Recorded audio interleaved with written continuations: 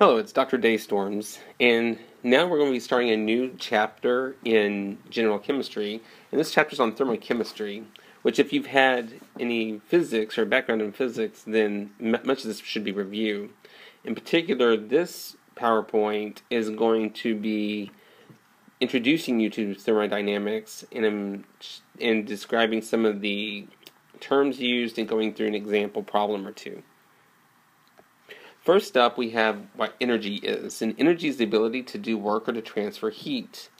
And work is just how much energy is used to cause an object that has mass, which it can be a very, very small mass, say for example a proton even, to move any certain distance.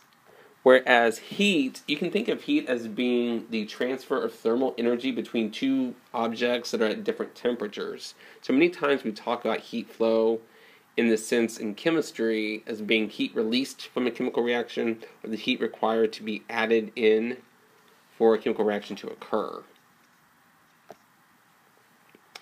And so there are two broad types of energy. There's potential energy and then there's kinetic energy. And potential energy is just the type of energy the object has based off of either its position or, so then we're talking about the effect that gravity would have, versus, or even its chemical composition. So for that one, think about the idea of gasoline. Gasoline is a liquid that you add in your car, and it has a certain amount of potential chemical energy that once your spark plug gives a spark, it can release that potential chemical energy. Whereas the positional potential energy you can think of with respect to the cyclist. Here we have this cyclist getting ready to go down the hill, and so because of gravity, or his height here, at the top of the hill, he has a certain amount of potential energy that will be converted to kinetic energy as he or she goes down the hill. So, kinetic energy is the energy the object possesses by virtue of its motion. And you have this equation here where the kinetic energy is equal to 1/2 times mass times velocity squared. So it is true that an object that has greater mass can have greater kinetic energy.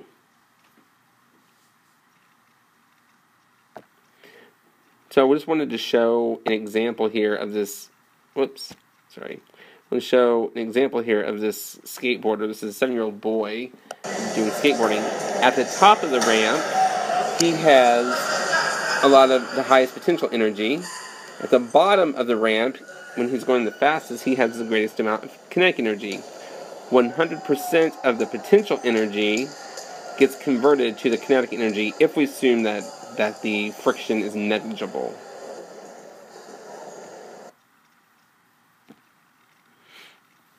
So, what are the units of energy? There isn't a fundamental unit like kilogram or meters or seconds. Remember, there's only 7 of those. But there is an SI unit for energy called the joule. And if you notice here, 1 joule is equal to 1 kilogram times meter squared per second squared, or you divide it by second squared. That's not the easiest unit to grasp necessarily, and it's not the only unit for energy that's used. There's a non-SI unit that's still used. It's kind of archaic, but it's called the calorie. And this is related to the food calorie that we all know, except for that 1 food calorie, which is a capital C usually in chemistry, is actually equal to 1 kilocalorie, which, if we know from chapter 1, is actually equal to 1,000 actual calories. And you can convert between calories and joules because 1 calorie is equal to 4.184 joules, so that means that 1 food calorie is actually, is actually equal to 4,184 joules. Gives you a second thought for whenever you're wanting to eat that donut. Another term that gets used a lot is called system and surroundings, or these terms do. And the system is whatever group of objects or molecules that we want to study. And so in this instance here, we're talking about forcing hydrogen and oxygen molecules under really strong, really a large amount of pressure to be forced to make water molecules. So the system would be the hydrogen and oxygen molecules, whereas the surroundings is everything else. And so we're talking about the piston, and then the cylinder would be the surroundings, whereas the system itself is made up of the molecules. And there's another term that often gets used called the universe. And the universe is actually just equal to the system plus the surroundings.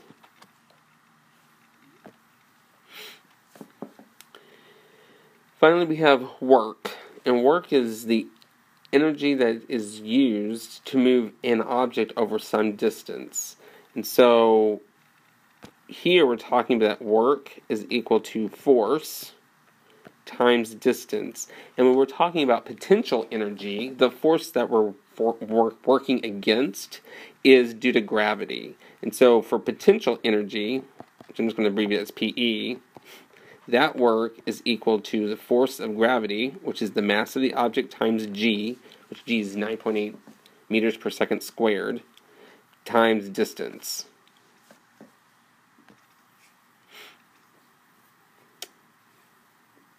So let's do an example. Here we have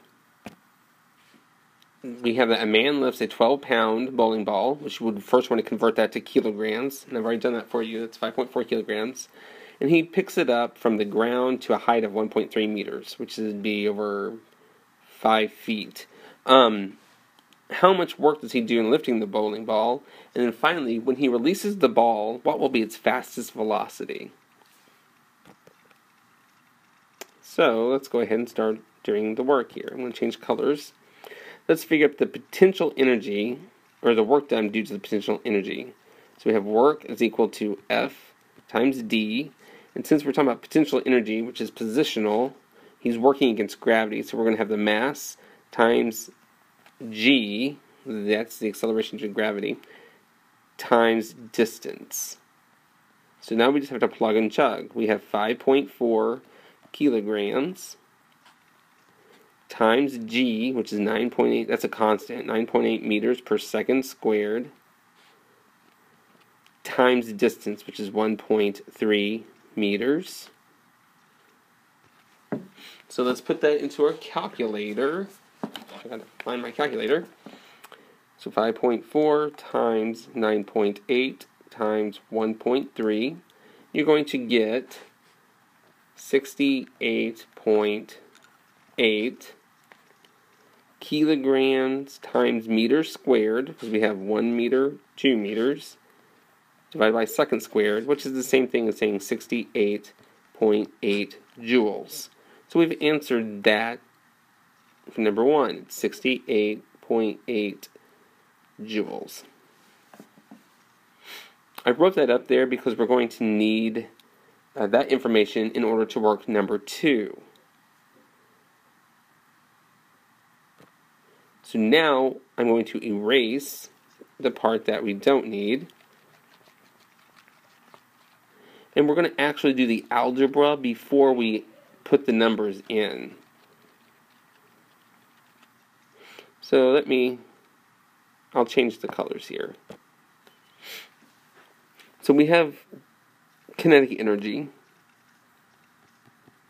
is equal to 1/2 times m times v squared. And we're wanting to know the fastest velocity, or the fastest speed that will go. So we're going to multiply both sides by 2. So we have 2 times kinetic energy is equal to mv squared, divide by m. So we have 2 times kinetic energy, divided by m, is equal to v squared. Now we take the square root of both sides. So the square root of 2 times the kinetic energy divided by m is going to be equal to the v, the velocity. So now we're going to plug and chug. So v is equal to the square root of 2 times 68.8. And this time, I didn't leave myself much room. This time I'm going to go ahead and write out the units. kilograms, meters squared per second squared, in parentheses. Divide that by the mass, which was 5.4 kilograms. And I wanted to do that for a reason, to show you that this really does work. We have a kilograms on top and a kilograms on top. So they're going to on bottom. So they're going to cancel out. So what are we left with? We're left with meters squared per second squared. And since you're taking the square root of that, your velocity is going to be in units of meters per second, which makes sense because that is a velocity or a speed. So now we're going to plug and chug. Let me go back to the other color. So I have the square root of parentheses 2 times 68.8 divided by 5.4 in parentheses, and I get a velocity of 5.05, which depending upon rounding error, you may have a little bit more or less, meters per second. I strongly urge you to always put the units, check to make sure that they make sense, and to circle your final answer. Hopefully this has helped explain some of the terminology used and also to work through an example problem. I'll see you in class.